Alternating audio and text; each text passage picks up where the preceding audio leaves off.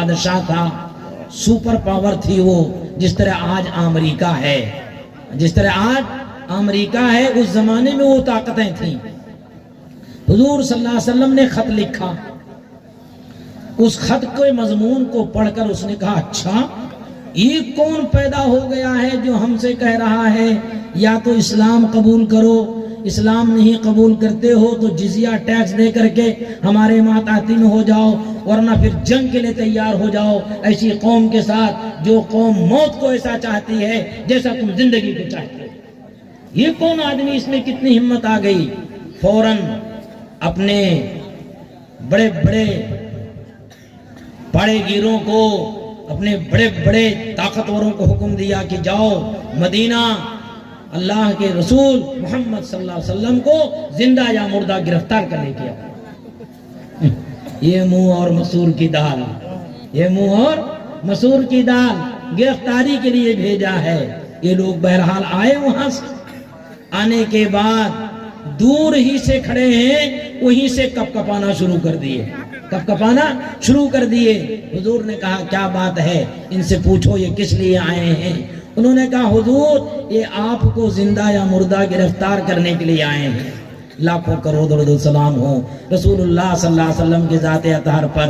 حضور نے فرمایا وہ ہمارے مہمان ہیں، ان کی مہمان نوازی کرو۔ یا اللہ، ہم نے بھی کبھی ایسا کیا ہے؟ ہم کو کوئی مارنے کے لیے آئے، ہم اس کی مہمان نوازی کریں گے؟ پہلے ہم اس کی گردن اتار لیں گے، پہلے ہم خبیث ہماری گردن لینا ہے، ہم تیری گردن اتار دیتے ہیں۔ لیکن آقا صلی اللہ علیہ وسلم نے کہا وہ ہمارے مہمان ہیں، ان کی مہمان نوازی کرو۔ ان کو کھلایا گیا، پلایا گیا، ان کی مہمان نوازی کی گئی۔ یہ آقا صلی اللہ علیہ وسلم کے اخلاق ہیں۔ یہ اخلاق ہمارے اندر بھی پیدا ہونا ہے کہ ہم سب کے ساتھ اخلاق سے پیش آئیں۔ بہرحال جب وہ فارغ ہوئے، حضور پاک صلی اللہ علیہ وسلم نے کہا ان کو بلاؤ۔ وہ سامنے آئے تو اس قدر تھر تھرا رہے ہیں کہ ان کے پیر زمین پر نہیں کھڑے ہو رہے ہیں۔ حضور صلی اللہ علیہ وسلم نے کہا کہ میں تمہارا چہرہ دیکھنا نہیں چاہتا۔ یہ مشہور درجے کی حدیث ہے، مشہور درجے کی حدیث ہے۔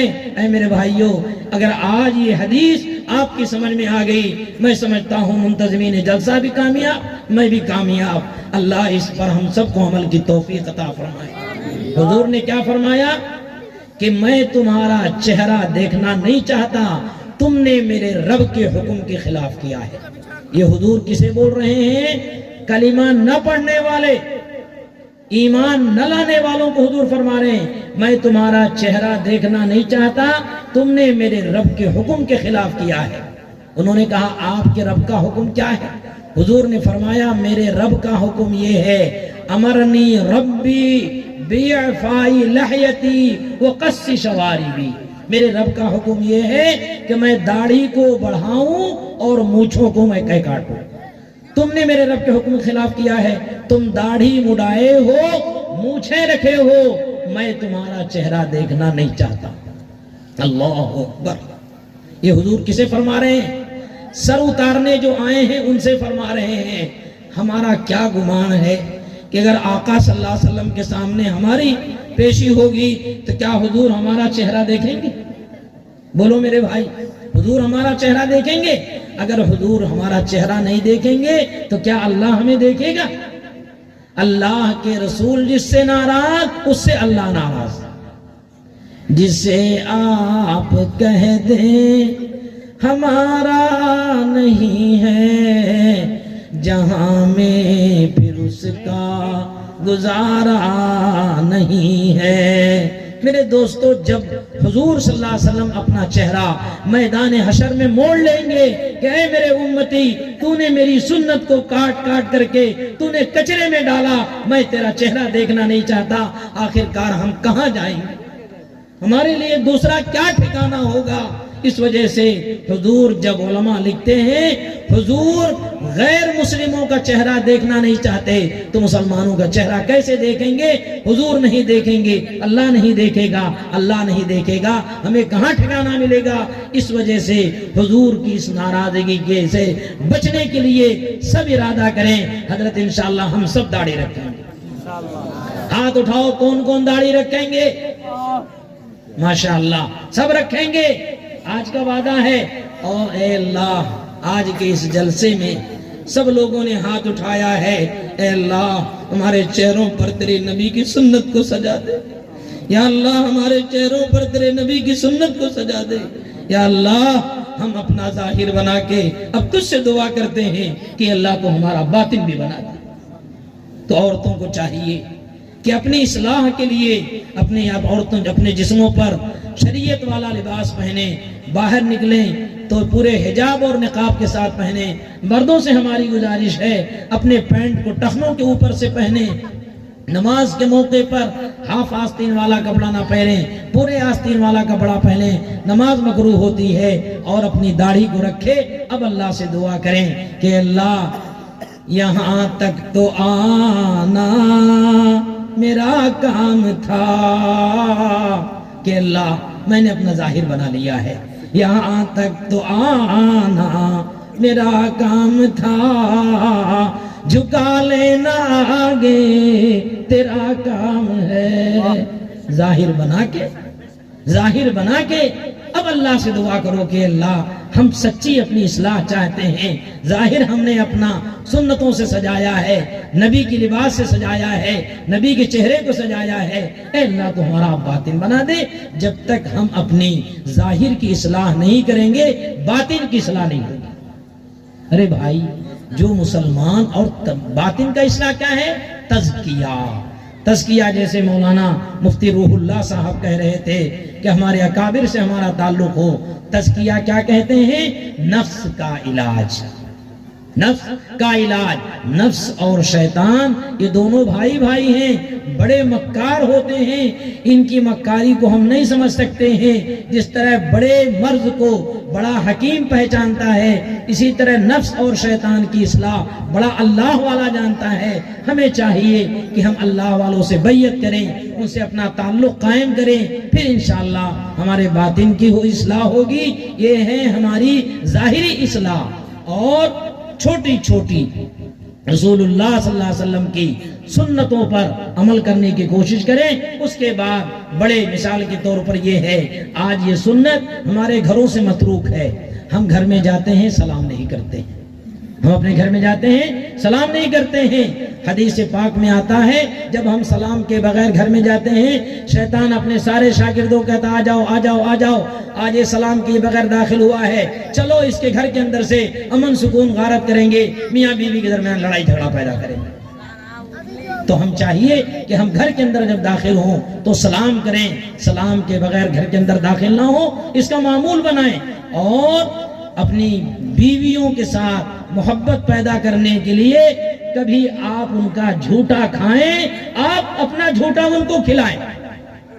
आज ये माशरे के अंदर ये सुन्नत खत्म हो गई है, इसी वजह से मोहब्बत खत्म हो गई है। हदीस पाक में आता है कि जो आदमी अपनी बीवी को मोहब्बत से लुकमा खिलाता है, अल्लाह उसे सदक़े का सवाब देता है। इसी तरह जो बीवी अपने शौहर को मोहब्बत से लुकमा खिलाती है, अल्लाह उसे सदक़े का सवाब देता है। मेरे दोस्तों, आज हम गरीब हैं या हम बखील हैं, हम सदका नहीं दे सकते हैं, इससे बेहतर और क्या हो सकता है? लाखों करोड़ों दरूद सलाम हो रसूलुल्लाह सल्लल्लाहु अलैहि वसल्लम की ज़ाते अतहर पर कि आपने अपनी उम्मत को इस तरीका सिखाया।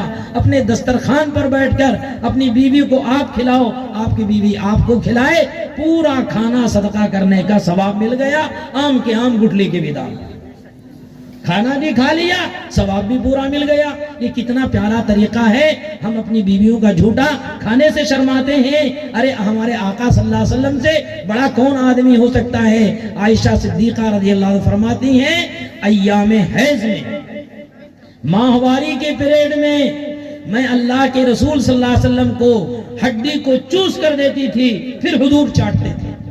हुजूर बीवी का झूठा खा सकते हैं, हम अपनी बीवियों का झूठा नहीं खा सकते? क्या वो अलग से आई हुई हैं? इसीलिए आज हमारे घरों से मोहब्बत खत्म हो गई है। हम अपनी बीवियों को सलाम करें, प्यार मोहब्बत के साथ पेश आएं, उनका झूठा खाएं, अपना झूठा खिलाएं, उनके हाथ से खाएं, अपने हाथ से खिलाएं और उनके लिए दुआ करें।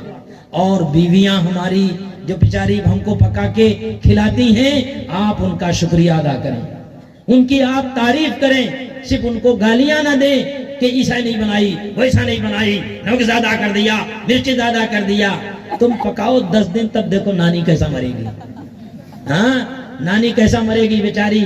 ہم تو عورتوں کے لیے ہمیشہ میں دعا کرتا ہوں. میں نے اپنے بزرگ کا معمول سنا کہ حضرت جب اپنے گھر میں کھاتے تھے تو وہ دعا پڑھتے تھے جو مہمانوں کی یہاں پڑھی جاتی ہے. مہمان کیا کیا ہے؟ اللہم اطعم من اطعمنی واسقی من سقانی. اللہ جس نے مجھے کھلایا تو اسے کھلا، جس نے مجھے پلایا اللہ تو اسے پلا. یہ ہے دعا. تو ان سے پوچھا گیا حضرت آپ یہ دعا یہاں پڑھ رہے ہیں؟ کہا رہے یہ دعا میں اپنی بیوی کی نیت سے پڑھ رہا ہوں. تو بیچاری پکا کے نہ کھلاتی تو ہم کیسے کھاتے تھے. تو ہمیں اپنی بیویوں کی ہمت افزائی کرنا چاہیے اور ان کی تعریف کر دینا چاہیے. ہمیشہ ان پر تنقید نہیں کرنا چاہیے. جب کبھی غلطی ہو جائے درگزر کر دیں، پیار محبت سے سمجھا دیں، اچھا کام کریں، تعریف کر دیں. یقین مانیے اشرف علی تھانوی رحمت اللہ علیہ نے لکھا ہے آپ اپنی بیوی کو 1 لاکھ روپیہ دے دو اتنا خوش نہیں ہوگی جتنا اس کے اچھے کاموں پر تعریف کرو. اس کے اچھے کاموں پر تعریف کرو. ماشاءاللہ آج تم نے گھر بہت اچھا پاک کیا ہے، ماشاءاللہ آج تم نے ہمارا کپڑا بہت اچھا استری کیا ہے، ماشاءاللہ آج تم نے بہت اچھا کھانا پکایا ہے. تعریف کرو، انشاءاللہ دیکھو خوش ہو جائے گی. یہ عورتوں کی فطرت ہے کہ ہم ان کی تعریف کریں.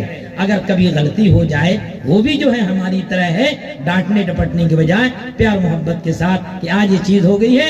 پھر دیکھو گھروں کے اندر کیسی محبت پیدا ہو گئی. آج ہمارا معاشرہ کیا ہے؟ باہر دیکھے تو بزدل کی طرح رہتا ہے، گھر میں جاتا ہے تو شیر کی طرح جاتا ہے. تیری شیری پر ہاں باہر بزدل کی طرح پھرتا ہے، گھر میں شیر کی طرح جاتا ہے. بیویوں کو مارتے ہیں ہم. یاد رکھو حضور نے فرمایا بیوی کو مارنے والا بزدل ہوتا ہے. بیوی کو مارنا نہیں چاہیے. وہ مارے گا، مارنا تو کس سے؟ مسواک سے. مسواک سے مار سکتے ہیں. مسواک ہے کہاں ہمارے گھروں کے اندر؟ مسواک ختم ہو گئی، مسواک ختم ہو گئی. جبکہ یہ مسواک ہمیشہ ہمارے ساتھ رہنا چاہیے تھا. مسواک ہمیشہ ہمارے ساتھ رہنا چاہیے تھا. برش کا کوئی فائدہ نہیں، سب کے گھر کے اندر ہے. مسواک کے ہزاروں فائدے آج مسلمانوں نے چھوڑ دیا. مسواک ہمیشہ ساتھ لے کے چلو. دیکھو الحمدللہ سفر میں ہوں، حضر میں ہوں، ہمیشہ مسواک ساتھ رکھتا ہوں. مسواک ساتھ رکھو. یہ کتنی بڑی فائدے کی چیز ہے. ہم اب اس سے مار سکتے ہیں بیوی کو، بس اس سے اور علاوہ کسی چیز سے مار نہیں سکتے. ان کی تعریف کرنا چاہیے. تعریف سے کتنا خوش ہوتی ہیں. اشرف علی تھانوی رحمت اللہ علیہ نے ایک واقعہ لکھا ہے کہ حضرت کی ایک مرید تھے. حضرت کی دعوت دی کہ حضرت بہت دن سے ہماری فرمائش ہے کہ آپ گھر آئیے. بہرحال دعوت قبول کرنا سنت ہے.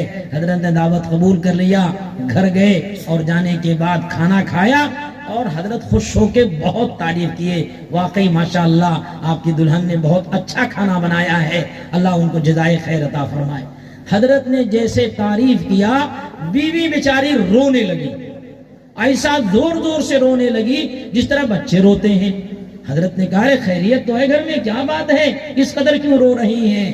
بہرحال شوہر نے جا کے پوچھا تو بیوی نے کہا حضرت آج شادی ہوئے ان کے ساتھ میرے 20 سال ہو گئے.